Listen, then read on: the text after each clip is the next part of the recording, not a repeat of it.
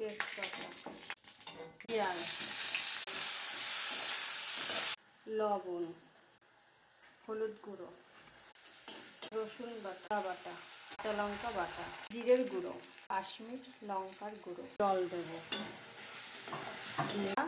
দেবো, চলে আসবো। ছাড়িয়ে গেছে, এবার এতে আলু দিয়ে দেবো।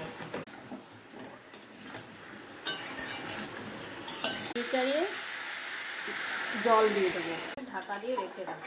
আসলাম 10 মিনিট পর, দিয়ে দেবো এতে মিট মশলা। হয়ে গেছে, এখন নামিয়ে দেবো।